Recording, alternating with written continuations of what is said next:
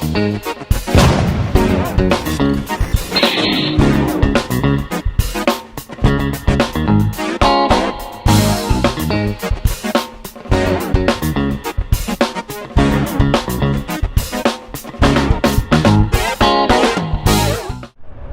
everyone, welcome back to Nat's Knackers Yard. I will be Nat, this won't be my Knackers Yard, this will be me going home on a beautiful day. And I tell you what, London is a very, very different place when the sun's out. Very different place. It's actually quite nice.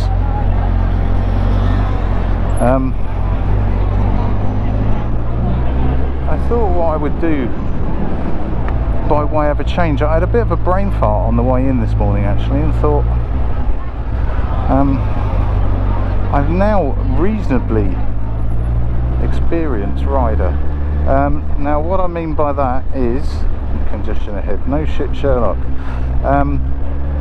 What I mean by that is you get these wonderful views of London. Look at that, with the gherkin in the background, and it is, you know, an amazing place. And I know it's got its knockers, and I know it's got its detractors, and I know various people will say various things about it. You know, I'll never go there, Ulez is deserved, it keeps people away and nobody wants to go anyway. London's fucking brilliant, and it's a great place to travel around as well, but there are rules, ladies and gentlemen, there are rules. Now some of this was spurred by an upload from Del Boy's Garage, and that upload, oh, I'm going a weird route today, it's avoiding traffic though, so I'm not going to argue. And some of those yeah, what was I saying, Del Boy's Garage, who did an upload of him actually riding out on a bike that he's been working on, and I'm not going to go through the whole whether or not he did work that was needed or not. You know, it was supposedly for his bike, it was going to be his bike, and now I think he's got it for sale. But you know, we all change our minds and we all have different views and perspectives. But the one thing that was fairly universal was people deriding his riding style and his positioning, etc, etc, etc. Now he was in country lanes, he wasn't hoiking his way around a busy city. So I thought, why just jump lights, mates. That's a really good idea, you fucking idiot.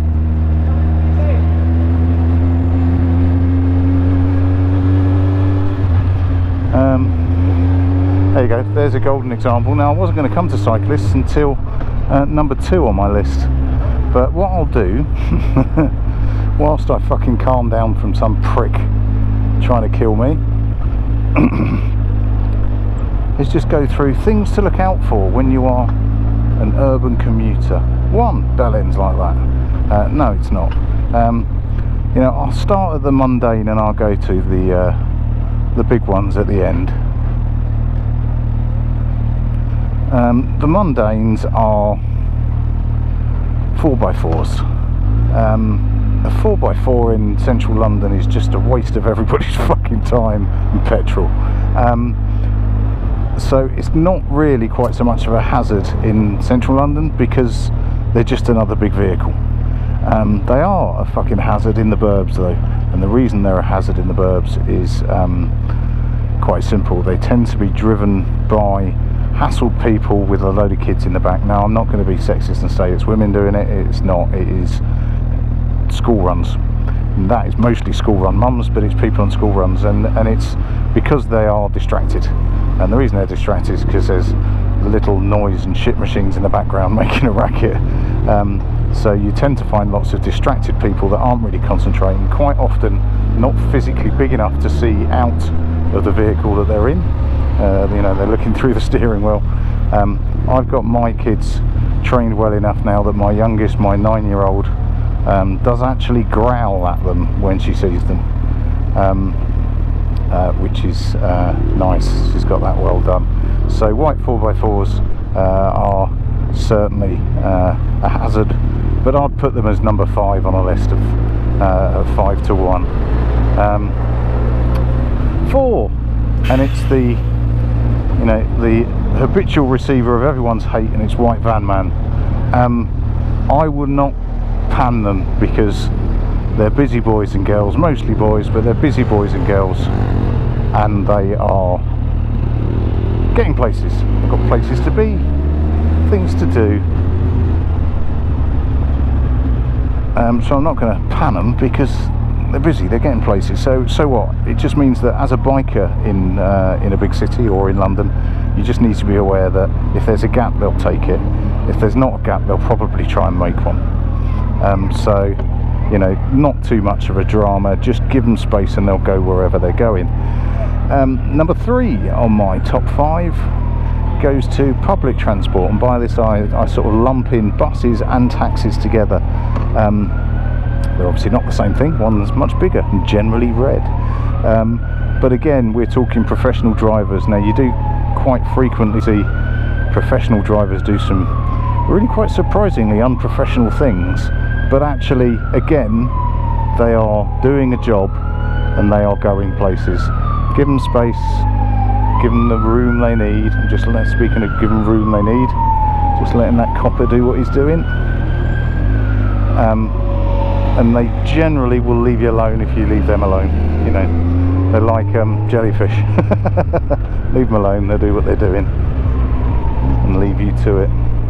I'm just trying to work out what route this is trying to take me through. It's trying to take me this way today.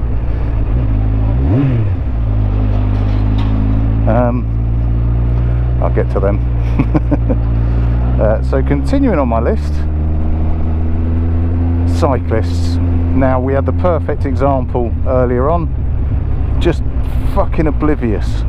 Not all of them, but 99.9% of them. Now, I say cyclists, I kind of put them in 3 broad bands. At one, I'm trying to spot an example. At one, the mammal. So there's a fucking one there. I don't think I got it in shot though. The mammal. So I'm talking middle-aged man in lycra. Hello. So probably sat on a push bike that cost more than my motorbike, and probably my car put together. All the gear, not necessarily no idea, but certainly not a great deal. But you know, they're the fitness dudes and dudettes, and they're going for it.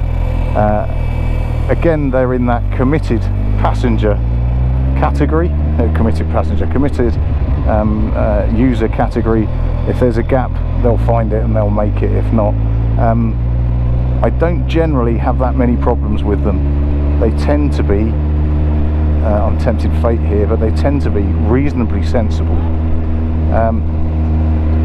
My second option, although that guy that pulled out me I would put in that category actually, and it doesn't happen that often. The second one is the is their oh no, he's probably one of them actually, the poorer cousin. So it's got a little bit of the kit, not quite sure what's going on there. It's got a little bit of the kit, but certainly not all of it. The bike's a bit cheaper. Oh crikey, the bike's a bit cheaper, but at least they got a helmet on. Now, I generally mark these as dangerous because they think they are a bit cooler than they necessarily are, and consequently they will do some stupid shit. Now, these are the guys that you will routinely see cruising over red lights. They're the guys that scare you when they're next to your very expensive car because they're wobbling like fuck. They are routinely fucking dangerous. And number 1 of my subset, I suppose, of cyclists are the most dangerous out the lot. They're what I refer to as the Boris bikers. So they are people on hire bikes who are generally doing it as, you know, they more often than not won't have a helmet. In many cases they have not ridden a bike since they were children. They haven't got a fucking clue, and they are hazardous. They are a fucking menace. I have pushed one of them off their bike when he was coming very, very close to me from the side. He just kept wandering across, talking on his phone in one hand, bike in the other, chatting away, and was just coming from my left across to me, almost right outside of work actually. And when he got close enough to rest his bike against mine, I just give him a shove, and over he went into, you know, relative safety, but certainly safer than getting caught underneath my wheels. They are fucking dangerous. But anyway, that's my, you know, subset 2 bikes, or say cyclists. And number 1 in central London, or in big cities, pedestrians. Now, you wouldn't have thought this would be an issue, because pedestrians don't fuck around on roads, Nat, do they? Central London they do. Now, what I'm just going to try and spot is, well, okay, I'll subcategorise them as well, because it's a bit too much to tar them all with the same brush. One of the categories, the most ridiculous one out the lot. Oops, people spotted my camera filming them. Yeah, so the most dangerous ones out the lot, tourists. So look for crowds of people, probably dressed similar, and in some cases exactly the same, i.e. the same t-shirt, or they're all in Lumi vest and it's a school trip or whatever. None of us really pay attention while we're on holiday, and they certainly don't, and I've nearly hit fucking crowds of them. One will move, they're like sheep, the others will then move without even looking, so you never quite know what you're looking for, or what you're looking out for, so keep an eye out for them. Number 2, your normos, your muggles, if you're a Harry Potter fan. I was going to use that lady on the right there. You know, your normal everyday people, your workers. They will generally stay out your way because they're aware of their surroundings, they're aware of what they're doing. They're not really that much of a problem, unless, and this is where the crucial change happens, unless, like that lady there, and that lady there, and that lady there, like possibly 60% of the pedestrians that are wandering around, unless they're on their fucking mobile phone. Now, you can get points on your driving licence and a hefty fine for operating a vehicle whilst in control of a mobile phone. Unfortunately, you can't get points for people doing it while they're on their feet, because the number of times that I have nearly hit people that are staring at their phones as they go wandering around in front of you, it's fucking terrifying. So your muggles, your group number 2, are fine if they're not idiots in control of a mobile phone. And number 1, the top of my hit parade of the most dangerous people in London, and it's not cars, it's business people. So it's, I don't want to say twats in suits, because so am I. I'm a twat in a suit throughout most of the day. What the fuck are you doing? It's those with places to go, people to see. They are busy. They are, whoops, not in the wrong lane like I am. They are busy. They have places to go. They are on their way to places. That's fine. But they do it generally plugged in, 90% of the time on a phone, and they're just fucking oblivious. And I've had people walk into me while I've been stationary. I've had people, I caught one guy a couple of weeks ago, just walked straight out in front of me, turned around on his phone, looked at me, shat himself as I parked my bike between his legs. So he was basically straddling my front wheel. There we go, pedestrians again, no, dickhead. Yeah, it's just, they just fucking crack me up. Now, what you'll notice is that I can't remember the guy's name. There's a YouTuber that goes around London basically just fucking rev bombing everyone. Now, I don't bother doing that. I don't really see the point. It doesn't achieve very much, just makes you look a bit of a dick. But I do politely move them on out of the way. So there you go, there's my little rant. The 5 worst types of, 5 worst things to look out for whilst you are in big cities or central London.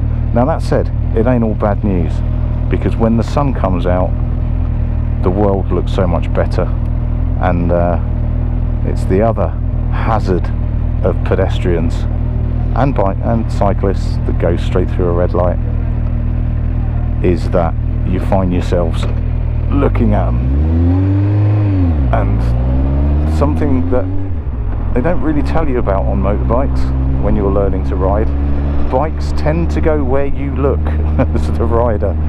Not exclusively, I can't look immediately left and I'll turn left like Tron at 90 degrees, but you will wander that way. So just be very careful if you're on a bike and you're having a really good lech, because it's a very, very embarrassing way to crash your motorbike, is by riding it into somebody that you've just been trying to give the eye to. Most bikers have a story. Most stories are about a mate of mine rather than themselves, but we've all either done it or come close. Just concentrating on the wrong thing a little bit too much. Right, that'll do me. Ramble over, little upload, just a little bit of Nat's top tips for urban riding. That sounds so wanky. Right, cheers all. I might drop you back in if anything else happens. Catch you later, ta-da.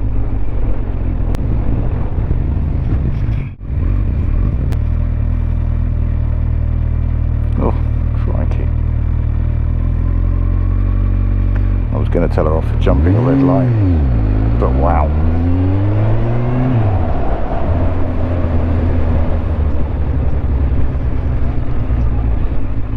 Right, I've changed my mind, I like bikes.